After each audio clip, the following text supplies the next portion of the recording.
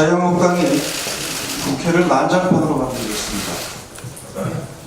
자유한국당이 상습적으로 국회를 보이콧하더니 명분 없는 장외투쟁에도 모자라 이제는 국회의장실까지 점거하며 사상 유례 없는 폭거를 저질렀습니다.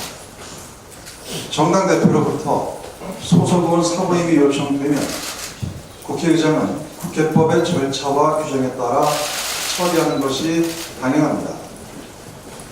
그런데 자유한국당은 자당의 일도 아닌 바른미래당의 사보임 문제를 빌미로 국회의장실을 막무가내로 점거하고 보상을 지르며 국회의장을 겁박하여 급기야 문희상 국회의장이 쇼크로 병원에 입원하는 사태에 이르렀습니다. 자유한국당의 난동과 폭거에 대해 분노와 함께 참담함을 금할 수 없습니다. 지금까지 이런 국회는 없었습니다. 자유한국당의 막장 드라마의 끝은 도대체 어디입니까? 국민 앞에 부끄럽지 않습니까? 자유한국당은 추태를 그만두고 당장 국민과 국회의장에게 사죄하십시오. 더불어민주당과 야3당은 오늘 개혁법안을 신속 처리 안건으로 지정할 것입니다. 여론조사 기관인 리얼미터의 조사에 의하면 패스트트랙 합의에 대해 긍정평가가 50.9%, 부정평가는 33.6%였습니다. 국민은 선거제도 개선과 공수처 설치를 신속하게 추진하라고 국회에 요구하고 있습니다. 자유한국당은 의회 폭거를 즉각 중단하고 국회 정상화에 동참하십시오. 2019년도 추경안이 어제 국무회의 의결을 거쳐 오늘 국회에 제출될 예정입니다. 유례없는 미세먼지 발생 등으로 국민 건강이 위협받고 있고 강원 산불과 포항 지진 피해 복구를 위한 종합적인 지원이 시급한 상황이고 대내외 여건 악화에 따른 경기 하방 리스크에 대응하기 위해 재정의 적극적이고 선제적인 역할이 어느 때보다 시급히 요청되고 있습니다. 이에 당정은 심도 깊은 논의를 통해 총 6.7조 원 규모의 추경안을 편성했습니다. 이번 추경안은 국민안전과 경제활력 제고, 민생경제 안전 등 국민생활에 꼭 필요한 부분을 중심으로 예산을 집중 배정했습니다. 첫째, 미세먼지 등 국민안전을 위해 총 2.2조 원의 예산을 편성했습니다. 노후 교육차 및 건설기계 등의 조기 폐차 지원, 소규모 사업장과 석탄발전소의 저감 설비 투자 확대 등 획기적인 미세먼지 저감 대책을 마련했습니다. 전기차와 수소차와 같은 친환경차의 대중화를 위한 예산도 대폭 확충했습니다. 드론 등 첨단 감시 장비를 도입하고 중소기업에 대한 굴뚝 자동 측정기기 설치 지원으로 미세먼지 대응 체계를 고도화했습니다. 특히 국민 안전과 직결된 철도, 도로, 하천시설 등 노후 SOC 개량 예산을 크게 늘리고 산불 대응 강화를 위해 특수 진화대 인력 확충, 강풍과 야간에도 기동 가능한 헬기도입, 개인 진화 장비 보강에 940억 원의 예산을 투입했습니다. 둘째, 선제적인 경기 대응과 민생경제 지원을 위해 총 4.5조 원의 예산을 투입하기로 했습니다.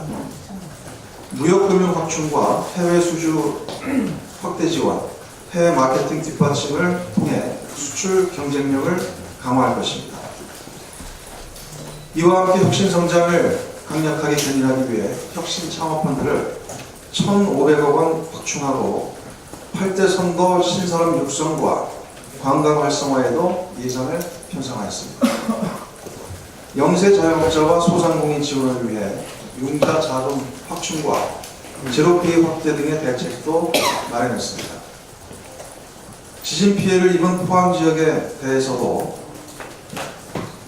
소상공인 중소기업 융자 확대와 지역 공동체 일자리 확대, 포항지역 국도 방만 인프라 조기 확충, 특별재생사업 국고보줄 인상 등 1,131억 원을 편성했습니다.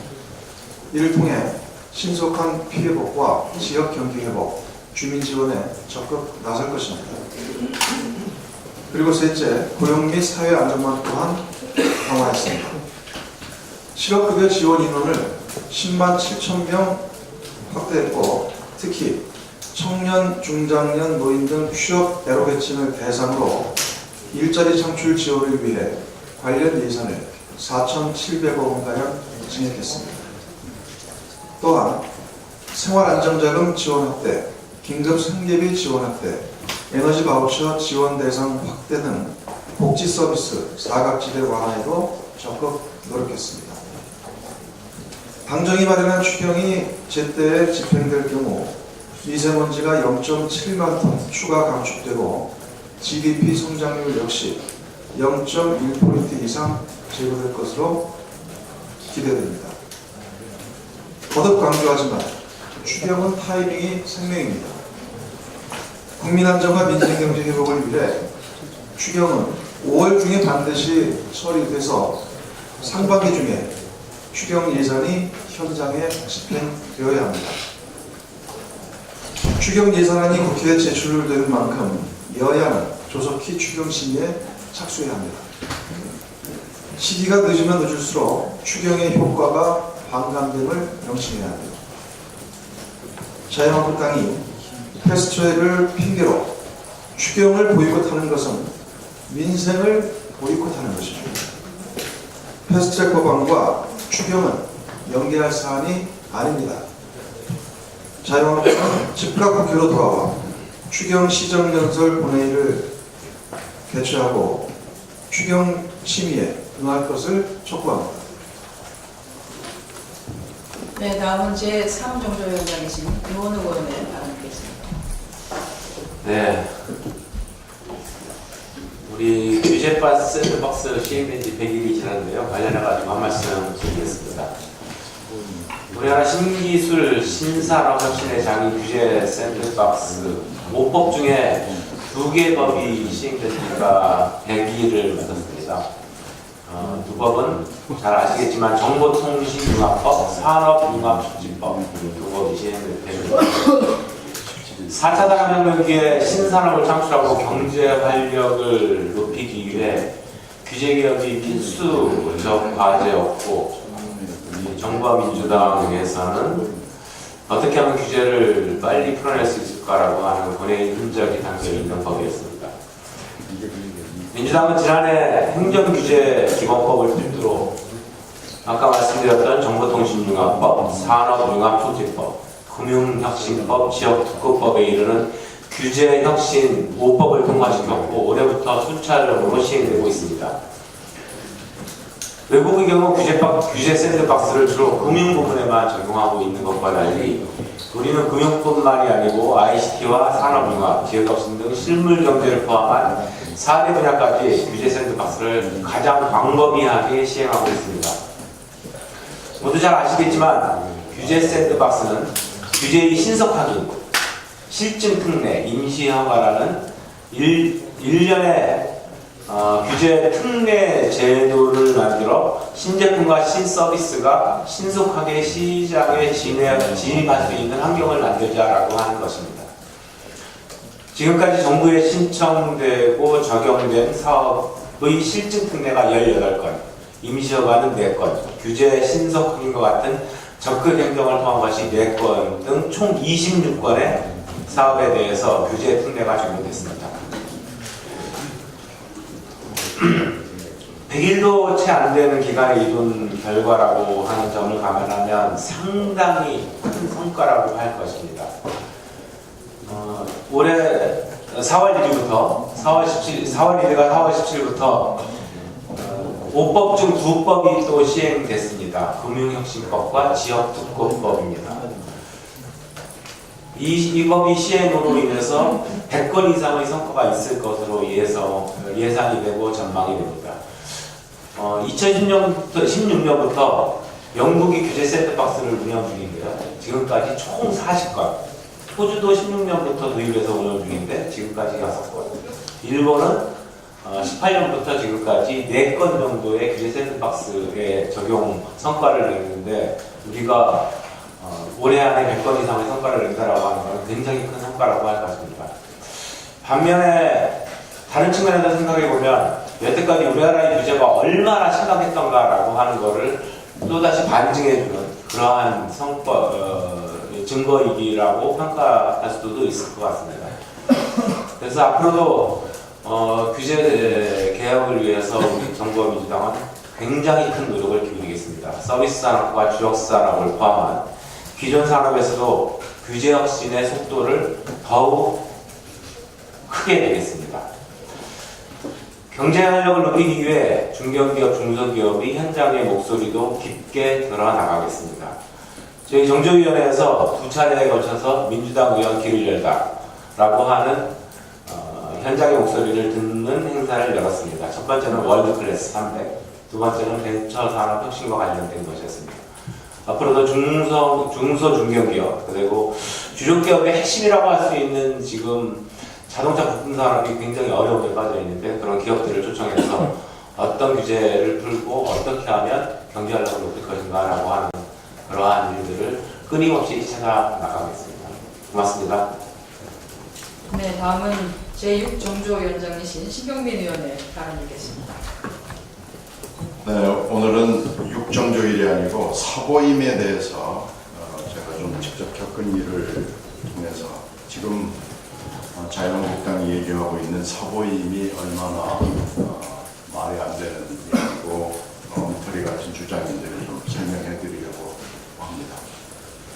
제가 이번 4월에 제 교육위를 잠시 떠나서 2번 사보임이 됐습니다. 첫 번째는 문체위의 신임 장관 인사청문회를 했고요. 지난 17일에는 KT 아현동 사고에 대한 청문회 사보임이 됐었습니다. 사보임이라 하면 당내 절차와 국회 절차로 나눌 수가 있고요. 당내 절차에서 본인의 동의 여부나 이런 것이 이제 문제가 되겠지만 본인의 동의 여부가 반드시 요건은 아닐 겁니다. 그리고 국회는 국회 담당 부서와 의장의 결재로 나눠져 있고요. 국회 담당 부서와 의장의 결재는 형식적 요건만을 따집니다. 그래서 문체위 때는 뭐 그런 문제가 없었는데 KT 아현동 청문회에서는 17일 날 10시부터 청문회가 시작이 됐는데 제가 9시 반이 넘은 시간에 의장의 결재를 얻어서 10시 청문회에 들어갔습니다. 이건 법률적, 행정적으로 청문회 시작 이전에 됐는데요. 문제는 제가 보임되는 걸 보고 그 다음에 자유한국당에서 김정재 의원을 청문회 시작된 이후에 사보임을 했습니다. 그래서 김정재 의원이 하루 종일 밤까지 진행이 된 청문회에 나와서 한 번 발언을 한 적이 있습니다. 이건 무엇을 하냐? 국회 담당 부서와 의장의 결재는 형식적, 행정적 절차라는 걸 뜻합니다. 그러니까 자기 당의 일도 아닌 남의 당의 사보임을 와서 국회의장한테 이래라 저래라 사보임을 결재를 하라 하지 마라라고 얘기하는 것은 일단 행정적으로도 말이 안 될 뿐만 아니고요. 법률적으로도 있을 수 없는 얘기입니다. 그리고 당내 절차에서 본인의 동의 여부는 그건 당내 절차에 따릅니다. 당의 대표가 책임을 지는 거고요. 자기 당내에서 일어나는 일일 따름입니다. 제가 KT 사례를 설명을 드림으로 해서 국민 여러분과 언론 여러분들의 사보임에 대한 이해를 한층 더 높일 수 있기를 바랍니다. 지금 벌어지고 있는 일들은 국회에서 일어날 수 없는, 법률적으로, 행정적으로 있을 수 없는 일이라는 말씀을 가득 강조해 드립니다. 이상입니다. 고맙습니다. 다음은 신동근 원내부대표의 하나 발언 있겠습니다. 예, 정치에는 늘 찬성과 반대가 있게 마련입니다. 그렇지만 반대를 하더라도 넘지 말아야 할 선이 있습니다. 넘지 말아야 할 선을 넘은 말은 망언이 되고 행동은 망동이 됩니다. 자유한국당은 반민특위, 5.18 민주화운동, 세월호에 대한 망언으로 호된 질책을 받았습니다. 그러나 망언은 행진은 멈출 줄 모릅니다. 이제 자유한국당에서 망언은 사소한 일이 되어버렸습니다. 더 나아가 악의적인 거짓 선동, 망국적인 색깔론이 남하고 있는 상황입니다. 고립을 넘어 자멸로 가고 있습니다. 선거법 개정과 관련해 작년 11월 여야정 협의체에서 대표성과 비례성을 확대하는 선거제도 개혁을 위해 노력한다는 합의가 있었고 12월 여야 5당 합의에서 연동형 비례대표제 도입을 위한 구체적인 방안 적극 검토 합의가 있었습니다. 그동안 자유한국당 의원들도 참여한 정개특위에서 충분하게 논의를 진행해 왔습니다. 자유한국당은 내내 협상안을 내놓지 않다가 패스트트랙 논의가 시작되자 느닷없이 비례대표를 폐지하자는 안을 내놓았습니다. 그동안의 합의를 깡그리 무시하고 정반대안을 내놓은 것입니다.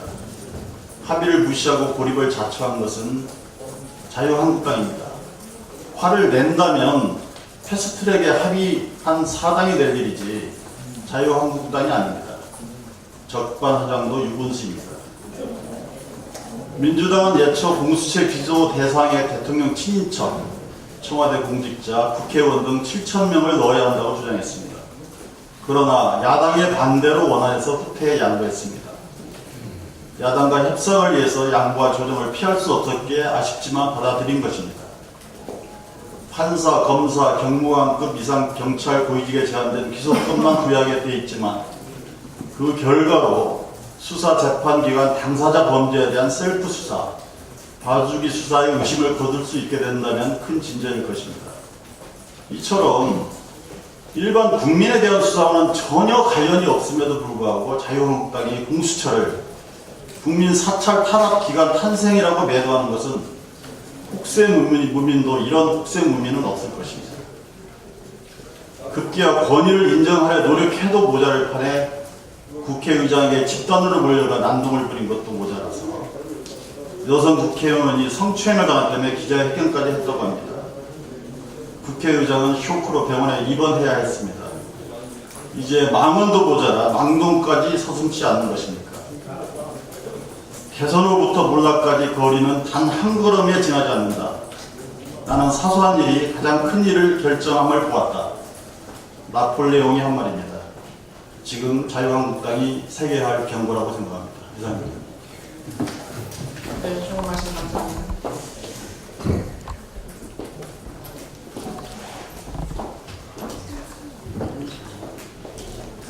네, 기초연금 인상권 관련해서 한 말씀 드리도록 하겠습니다. 문재인 정부의 국정과제에 따라서 지난해 9월부터 어르신 기초연금이 다 아시겠지만 월 최대 20만 원에서 25만 원으로 인상이 되었고요. 이번 4월 달부터는 소득 하위 20% 저소득층 어르신 기초연금이 월 30만 원으로 인상됩니다. 마찬가지로 장애인 연금도 지난해 9월부터 20만 원에서 25만 원으로 인상한 데 이어서 이번 달부터는 연금액이 30만 원으로 인상됩니다. 이러한 기초연금 인상 혜택을 보는 어르신은 총 154만 4천 명이고요. 또 장애인 연금 인상 혜택을 받는 장애인은 17만 5천 명입니다. 소득이 취약한 어르신과 장애인에 대한 사회 안전망을 강화한다는 측면에서 또한 국가의 책임을 보다 강화한다는 측면에서 이것은 매우 바람직한 일이라고 할 수 있을 것입니다. 앞으로도 우리 정부는 안정된 노후를 보장하기 위한 어르신과 장애인의 소득 보장을 계속 강화하겠습니다. 내년에는 어르신 기초연금을 소득 하위 40%까지 월 최대 40만 원으로 인상할 것이고요. 그리고 후년에는 전체 기초연금 대상자, 즉 다시 말해서 소득 하위 70% 그리고 장애인 연금 대상자의 연금을 30만 원으로 인상할 계획입니다. 앞으로도 계속 노력하겠다는 말씀을 드립니다. 그냥 마무리를 하면서 한 가지만 첨언을 하고 싶습니다. 지난 저희 상반기 국회에서도 자유한국당이 당시 정세균 국회의장실을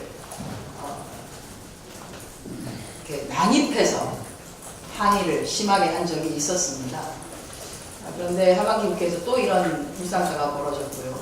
저희가 기억을 좀 덧어봤습니다. 저희도 야당 때 투쟁도 많이 했고 당내 투쟁도 많이 하고 또 원내 투쟁도 많이 했습니다. 그리고 원내에서 국회의장이 직권으로 무엇을 하거나 결정을 하려고 할 때 저희도 항의를 했었습니다. 그런데 저희가 항의를 할 때는 원내 지도부로 한정하여서 몇몇 분이 국회의장실을 방문해서 항의하고 우리의 의사를 전달을 하고 이렇게 했었습니다. 국회의 품격을 얘기합니다. 국회의 품격은 어디에서 나오는가? 양학당 의원님들 투쟁하시기 힘드신 거 아는데요. 투쟁도 벽을 스스로를 좀 돌아보시면서 투쟁을 해주셨으면 좋겠다는 말씀 드립니다. 네, 이상으로 공개회의를 모두 마치고 지금 저는 비공개로 전화하도록 하겠습니다.